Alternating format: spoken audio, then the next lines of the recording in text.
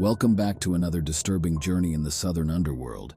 But before we get started, I'd like to ask you to please like, comment, subscribe, and share this devilish delight with your horror friends and fam. Engagement is essential, and it helps our little channel grow. Tonight we delve deeper into the festering pit of human sin as we explore stories of lust. But be warned, dear viewer, these are not tales for the faint of heart. Viewer discretion is strongly advised.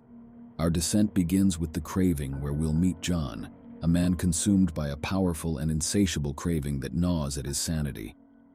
In this chilling tale of obsession and inner demons, John must grapple with the terrifying realization of what he might become if he cannot regain control.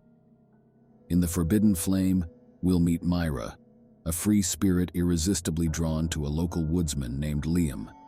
This forbidden love will draw them into a dangerous encounter and change the course of their lives forever. The craving consumed him, an insatiable hunger that gnawed at his core.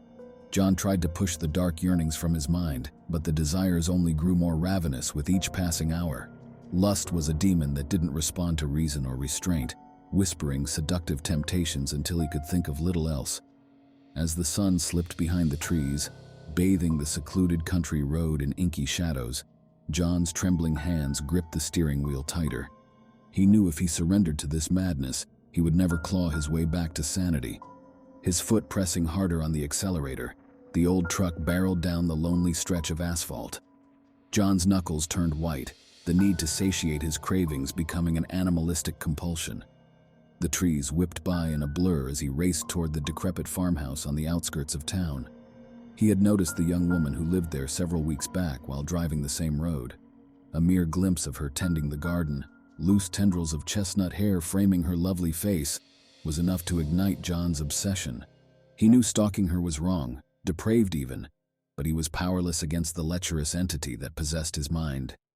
It had slithered in slowly, injecting dark thoughts and perverse fantasies that soon dominated his every waking moment. At first, John managed to keep the demon at bay through sheer force of will. But as the days passed, the lust mounted, chipping away at his sanity until control was no longer an option.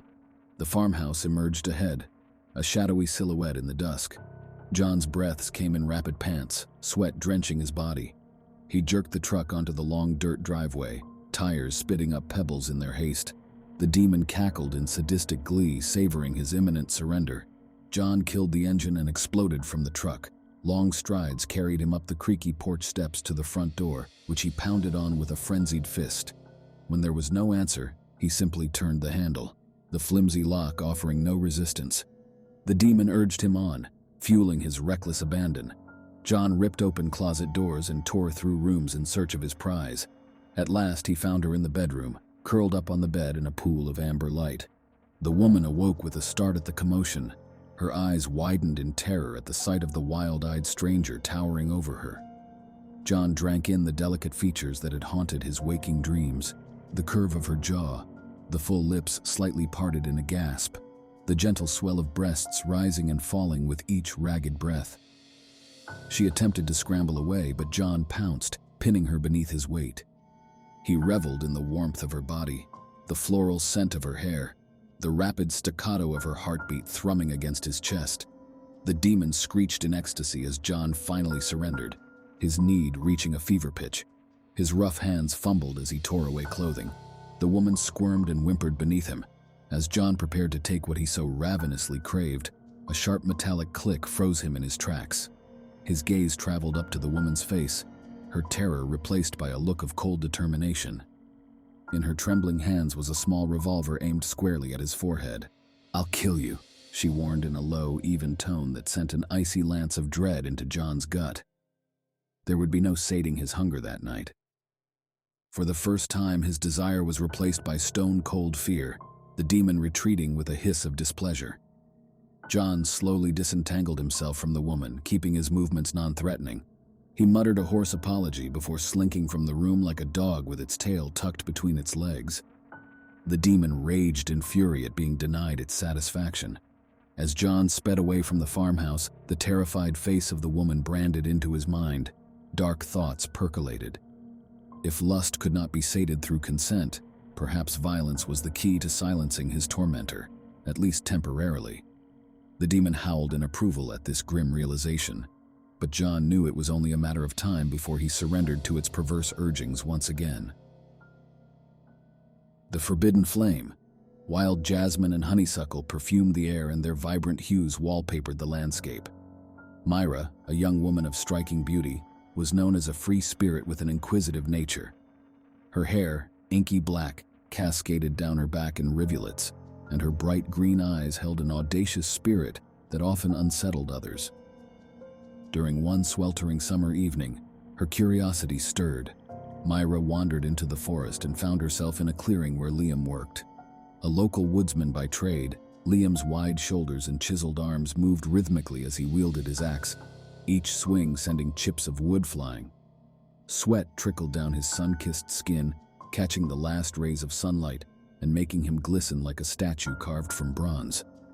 His linen shirt was half opened, revealing his muscular chest and abdomen. An unexpected sensation stirred in Myra's depths, a yearning so potent she could almost taste the nervous anticipation on her tongue. Her heart pounded, the rhythmic beat echoing in her ears. Her eyes were glued to the figure before her, an embodiment of masculine perfection who held her captive without uttering a word. She drew in a shaky breath and was hit by his scent, a mix of earthy pine and musk that was so inherently male. It invaded her senses, making her unable to concentrate on anything else. Every nerve ending in Myra sparked to life as she watched him with wide-eyed fascination, entranced by the Adonis standing before her. Their eyes locked across the clearing, and something palpable passed between them, an attraction both immediate and powerful that neither could articulate nor rein in.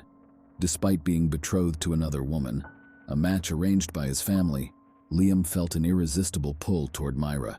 Unable to deny the magnetic pull they felt toward one another, Myra and Liam began an intense relationship. Their rendezvous point was a forgotten cabin, nestled on the outskirts of their small town. Their stolen moments were filled with mutual warmth and longing. Each touch was a spark that stoked the fire within them, every kiss a sweet surrender. Whispers of their clandestine meetings circulated throughout the village. The elders strongly disapproved, cautioning them about the severe repercussions if they succumbed to their desires. Yet Myra remained unperturbed by these admonishments, too ensnared by her burgeoning feelings for Liam. One night, beneath the moon's silvery glow, Myra and Liam surrendered once more to their insatiable need for one another. Without warning, a grotesque beast materialized from the shadows of the surrounding woodland. Its guttural growl reverberated through the still night air, instantly shattering their intimate moment. Liam caught sight of it first, his eyes widening in terror at its monstrous form. By then, it was too late. The beast lunged, its talons sharp as glass as they ripped through Liam's shirt and into his flesh. The taste of iron flooded his mouth as his blood spurted from the gashes in his chest. He let out a guttural cry as his body convulsed and grew limp. Myra attempted to run but was trapped by the creature's unyielding grasp, its claws puncturing her skin like burning needles. Their screams of torment ricocheted off the towering trees as they struggled against the monster's steel-like hold. In their last shared moments under this relentless attack, Myra and Liam clung to one another with desperate strength. Their forbidden romance had taken a devastating turn, now tainted with remorse and overshadowed by the ghostly manifestation of their mistakes.